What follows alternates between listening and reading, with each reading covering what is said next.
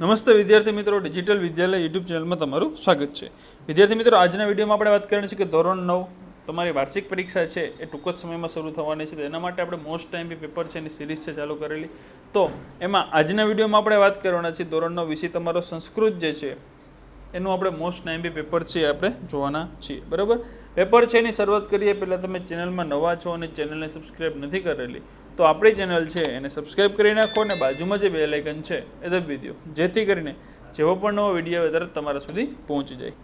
બરાબર, ચાલો તો આપણે છે પેપરની શરૂઆત કરીએ વિભાગ એ થી. તો વિભાગ એ તમારો જેમાં 4 માર્કનું તમારે હશે કે શબ્દ નામ અર્થ દાત્યામ વિકલ્પામ ચિલ્વા લિખિત. બરાબર, આ તમને શબ્દ આપ્યા છે. કેદાર એટલે શું થાય? તો ખેતર થાય, પોતાનું ઘર થાય. પછી દ્વિરેક છે તો શું થાય? ભમરો થાય, કાગડો થાય. હરિ એટલે શું થાય? ગીત થાય કે વાનર થાય. પછી પ્રતિધ્વનિ એટલે શું થાય? પ્રતિબિંબ થાય કે પડઘો થાય. અને તમારે ખાલી જવાબ આપવાના છે, ગુજરાતીનો મિનિંગ શું થાય. પછી ત્યારબાદ છે કે અધોદતસ્ય સંસ્કૃત શબ્દસ્ય સમાનાર્થક શબ્દ લિખિત. સંસ્કૃત શબ્દ આપ્યો છે એનો સમાનાર્થી શબ્દ લખવાનો છે કે પ્રાચીન એટલે શું થાય? અર્વાચીન થાય કે પુરાતન થાય. બરાબર, પછી અધોદતસ્ય સંસ્કૃત શબ્દ છે વિરુદ્ધાર્થક શબ્દ લિખિત. જરાનો વિરુદ્ધાર્થી શબ્દ આમાંથી લખવાનો છે. આમાંથી શું શબ્દ આવે ખાસ કોમેન્ટમાં જણાવજો. બરાબર, ત્યારબાદ છે કે અધોદતસ્ય શબ્દ રૂપેભ્ય પુલ્લિંગ શબ્દ ચિત્વા લિખિત. પુલ્લિંગ શબ્દ લખવાનો છે. આમાંથી કયો છે? તો કે શાસ્ત્રાર્થ, પ્રીતિ, કાયમ, વનમ, પરિમિતા અને ધનિક. આ પુલ્લિંગ શબ્દ આમાં 3માંથી એક છે એ લખવાનો છે. પછી ત્યારબાદ છે કે સ્ત્રીલિંગ શબ્દ છે લખવાનો છે સિદ્ધિમ, અષ્ટમ ને નૃપતિહિ, નૃપતિહિ. બરાબર, આમાંથી પુલ્લિંગ સ્ત્રીલિંગ શબ્દ કયો છે કહેવાનો છે. ત્યાર પછી કે નપુંસકલિંગ શબ્દ છે એ લખવાનો છે એમાંથી સલિલમ, નિહિતા અને ગુરુ. બરાબર, ત્યારબાદ છે કે સંધિ વિચ્છેદ કુરુત.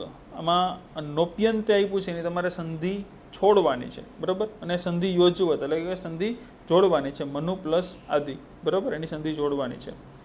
ત્યારબાદ છે કે ધાતુ રૂપે બે વર્તમાન કાળ રૂપ ચિત્વા લિખિત. આનું તમારે વર્તમાન કાળનું કયું રૂપ છે આમાંથી એ 3માંથી લખવાનું છે. ભવતુ, અભવત ને ભવતી. બરાબર, ત્યારબાદ છે કે અધોદતેભ્ય ધાતુ રૂપેભ્ય સામાન્ય ભવિષ્યકાળ રૂપ ચિત્વા લિખિત. આનું સામાન્ય ભવિષ્યકાળનું રૂપ આ 3માંથી કયું છે કહેવાનું છે. પછી ત્યારબાદ છે કે હયસ્તન ભૂતકાળસ્ય રૂપ ચિત્વા લિખિત. એ લખવાનું છે, ભૂતકાળનું રૂપ લખવાનું છે. પછી દ્વિતીય એકવચન રૂપ ચિત્વા લિખિત. દ્વિતીય એકવચનનું રૂપ છે આમાંથી લખવાનું છે. પછી રેખાંકિત પદ છે કૃદંત પ્રકાર લિખિત. આ રેખાંકિત પદ છે કે દષ્ટવા અને કર્તુમ. આનો તમારે કૃદંતનો પ્રકાર જણાવવાનો છે. બરાબર, ત્યાર પછી કે રેખાંકિત શબ્દ છે સમાસ પ્રકાર લિખિત. આનો સમાસ પ્રકાર લખવાનો છે ચલાચલમ અને કપિરાજ્યમ. આનો સમાસનો પ્રકાર છે કહેવાનો છે.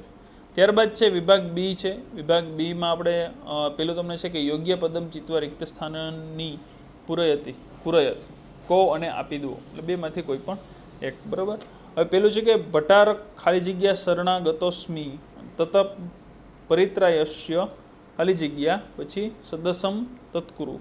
હવે આ તમને આપેલું છે એમાંથી કોઈ પણ 2 ખાલી જગ્યા છે એમાં આવશે. 2 ખાલી જગ્યા છે એટલે 3માંથી કોઈ પણ 2 આવતી હોય જે બંધ બેસતી હોય એ લખવાની છે. 2 માર્કનું છે.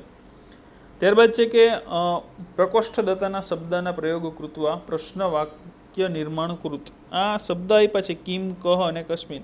આમાંથી તમારે આ શબ્દ છે એનો ઉપયોગ કરવાનો છે આ વાક્યનો, અને આન્સર છે એ આ જે શબ્દ અંડરલાઈન કરેલો છે એ આવે એ રીતનું તમારે વાક્ય બનવાનું છે. અને કિમ, ક અને કસ્મિન આ 3 શબ્દ છે એમાંથી કોઈ પણ એકનો ઉપયોગ કરી, જે બંધ બેસતોનો ઉપયોગ કરી અને તમારે પ્રશ્ન વાક્ય બનાવવાનું છે. આ 2માં તમારે કરવાનું છે. ત્યારબાદ છે કે અધ્યતાના ગદ્ય ખંડ પઠિત્વા પ્રશ્ન ઉત્તરાણી સંસ્કૃત ભાષાએ લિખત. તમારે આ પેરેગ્રાફ વાંચી અને નીચેના પ્રશ્ન તમને જે આપેલા છે આ પ્રશ્નના આન્સર છે તમારે આપવાના છે. બરાબર, પેરેગ્રાફમાંથી જ આપવાના છે. ત્યારબાદ છે કે રેખાંકિત પદાની શુદ્ધની કૃત્વા ગદ્યખંડ પુનઃલિખિત. આ રેખાંકિત કરેલા પદ જે છે કે એવમ, પછી અહમ, અંતઃ, બંદી. બરાબર, એવમ. ત્યારબાદ શું લખેલું છે કે એવમ ભવાન દ્વિરેક તહી અહમ સૂર્ય પુષ્પયસ્ય. તો આમાં તમારે રેખાંકિત કરેલા પદ છે એ ખોટા છે, તમારે સુધારી અને ફરીથી લખવાના છે.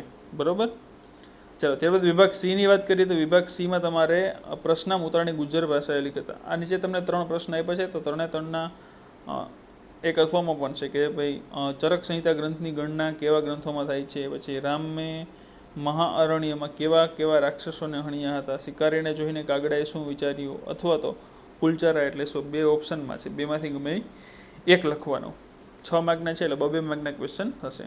ત્યારબાદ છે બીજા ક્વેશ્ચન જે આપેલા છે 2 માર્કના છે, એ પણ તમારે ગુજરાતી ભાષામાં જ લખવાના છે કે મનુષ્ય બગલા અને કાગડા પાસેથી શું શીખવું જોઈએ, અને એક પાંખ વડે પક્ષી ઉડી શકતું નથી એ કથન દ્વારા કવિ શું સમજાવે છે. એના અથવામાં છે પ્રવેશ માટે સંન્યાસી દ્વારપાળને કઈ લાલચ આપે છે. બરાબર, આમાં તમને જે આવડતા હોય 2 ક્વેશ્ચન છે લખવાના છે, ગુજરાતીમાં જ આન્સર એનો લખવાનો રહેશે. બરાબર,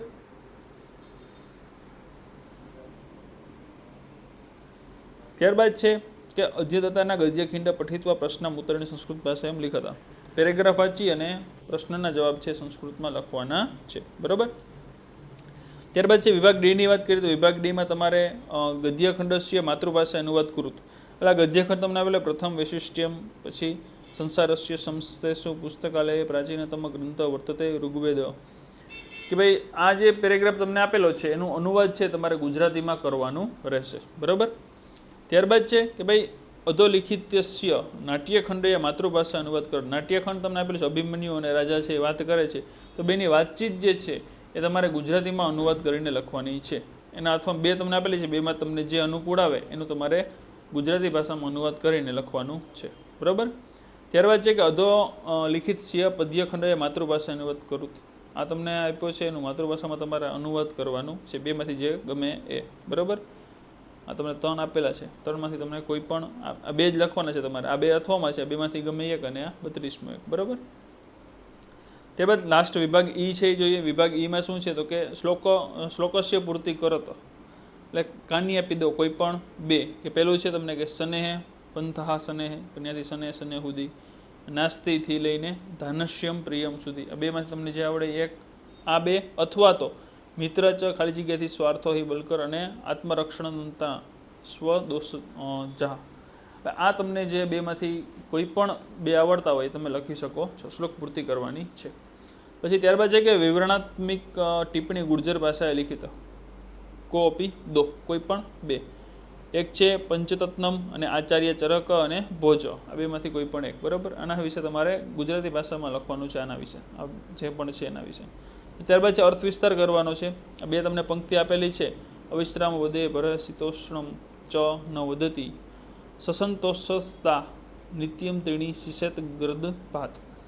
આ 2 આપેલા છે, એક આ અને એક આ. 2માં તમારે શું કરવાનું છે? અર્થ વિસ્તાર આનો કરવાનો છે. બરાબર, ચાલો તો આ રીતનું તમારે સંસ્કૃતનું છે પેપર હશે. પેપર છે ખૂબ જ મોસ્ટ ટાઈમ છે, પેપર ખાસ કરી લેવાનું છે. પેપરમાં તમને કંઈ ન આવડે, કંઈ ન સમજે તો ખાસ કોમેન્ટ બોક્સ છે એમાં કોમેન્ટ કરી દેજો. અને ચેનલમાં તમે નવા છો અને ચેનલને સબસ્ક્રાઈબ હજી સુધી નથી કરેલી તો આપણી ચેનલ છે એને સબસ્ક્રાઈબ કરી નાખો, અને બાજુમાં જે બેલ આઇકન છે અધર વિડીયો, જેથી કરીને જેવો પણ નવો વિડીયો આવે તરત તમારા સુધી પહોંચી જાય. બરાબર, ચાલો મિત્રો મળીએ આપણે નવા વિડીયોમાં. ત્યાં સુધી આવજો મિત્રો. જય હિન્દ, જય ભારત.